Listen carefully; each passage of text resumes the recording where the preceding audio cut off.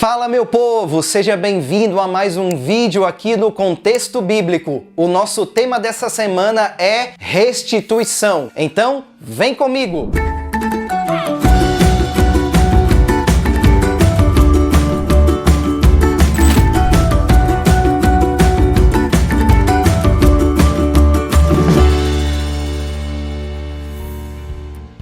Na tirinha da semana, vemos um contraste interessante. De um lado, uma pessoa feliz por receber a restituição da Receita Federal, o leão que devora a nossa renda. Do outro, vemos alguém que, ao ler o Evangelho de Mateus, aprendeu a amar o leão da restituição, Cristo. O texto-chave da semana apresenta orientações quanto ao procedimento de ofertas referente aos pecados voluntários e involuntários. O pecado involuntário representa as coisas sagradas ao Senhor, ou as primícias, os dízimos, as ofertas e tudo aquilo que pertence ao serviço de Deus. Já o pecado voluntário representa uma ofensa contra o próximo, em situação de infidelidade, engano, negação, roubo, extorsão ou falso juramento. O pecador cometia um pecado não somente contra o próximo, mas também contra o próprio Deus. O que é restituição? A história de domingo ilustra muito bem. O cachorro do autor da lição havia se soltado do canil e invadiu o terreno ao lado, matando as 8 ovelhas do vizinho. Tudo que o vizinho fez foi perguntar o que tinha acontecido e, depois de ouvir as explicações, apenas aconselhou que no futuro ele sempre certificasse de que o cachorro estivesse preso. Ele ficou tão comovido com a atitude do vizinho que se ofereceu para trabalhar na sua fazenda gratuitamente durante todo o verão. Ele fez de tudo para compensar algo que ele já havia sido perdoado. Isso é restituição e é algo que Deus valoriza. Que tal começar a restituir a Deus ou aqueles a quem prejudicamos?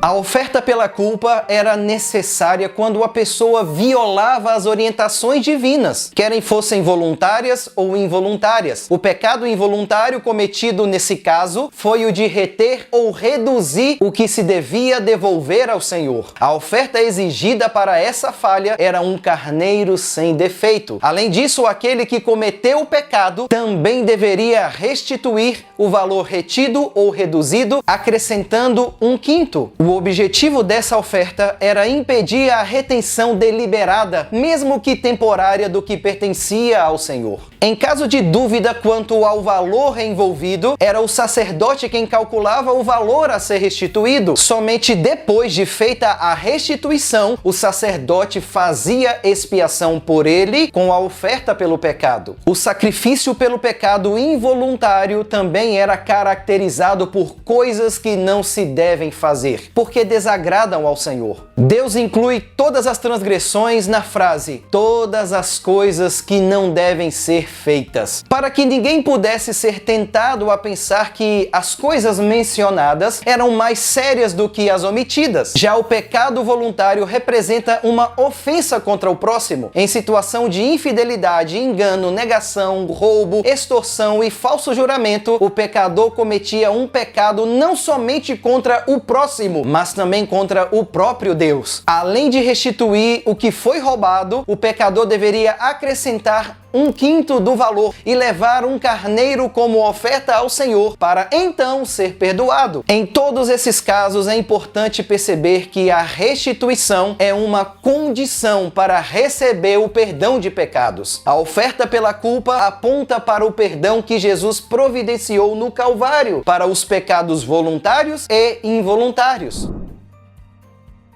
Como endireitar as coisas quando somos culpados pelo pecado? Em primeiro lugar, confesse. Esse é o momento de ser específico sobre como ferimos a Deus e ao nosso próximo, confessando o nosso pecado somente ao Senhor. Em segundo lugar, faça restituição. Como? Devolva o que você pegou com um adicional de 20%. A Bíblia apresenta algumas situações com porcentagens maiores, mas nesse caso, como houve confissão, Deus é misericordioso. Lembrando que a dívida de restituição só era repassada para os descendentes descendentes, caso eles tivessem participado do mesmo pecado que o pai. Em caso de morte ou restrição, a restituição era feita aos sacerdotes de forma monetária. E em terceiro, ofereça um sacrifício. Como o pecador demonstrou verdadeiro arrependimento, confessando o pecado e restituindo o valor devido, o sangue expiatório de Cristo, oferecido com generosidade por Deus, cobre o nosso pecado.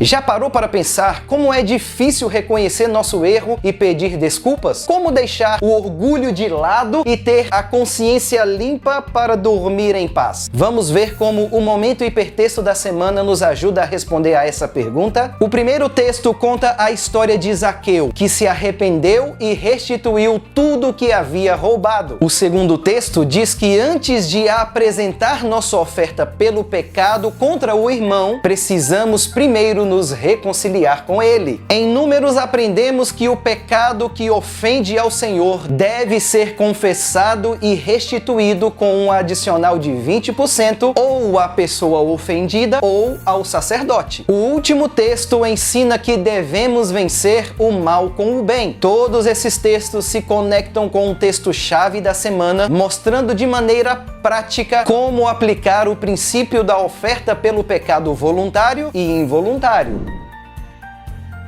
Se liga na palavra da rede semântica dessa semana. A palavra é coragem. Então, faça aí as suas conexões para ter o melhor comentário na sua classe. Já parou para pensar que o sentimento de culpa pode ser ótimo? Como assim, pastor?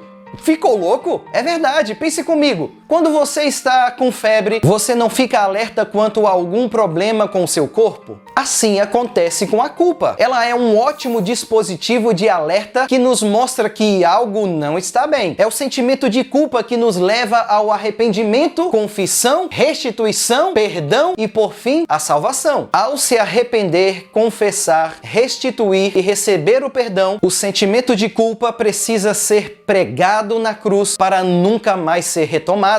Salvação e restituição andam juntas, assim como aprendemos na história de Zaqueu. Ao mesmo tempo em que ele restituía, ele era salvo. Aí vai algumas coisas que eu aprendi no consenso dessa semana. Primeiro, a restituição é um forte indicador de conversão. Segundo, em caso de defraudação, todo prejuízo financeiro deve ser restituído com acréscimo de juros. Terceiro, a amizade e a confiança são restauradas quando perdoamos e pedimos perdão. E quarto, agir como cristão é restituir ao Senhor o que lhe pertence. Bem, pessoal, por hoje é só. Espero que vocês tenham gostado aqui desse vídeo. Se você gostou, eu peço que você deixe aqui o seu like, se inscreva aqui no nosso canal caso ainda não seja inscrito e ative o sininho para receber as notificações todas as vezes que a gente postar um vídeo novo, beleza? Então você já sabe, comente aqui embaixo contando pra gente aquilo que você achou de mais interessante nessa lição e a gente se encontra na semana que vem, beleza? Até mais, tchau!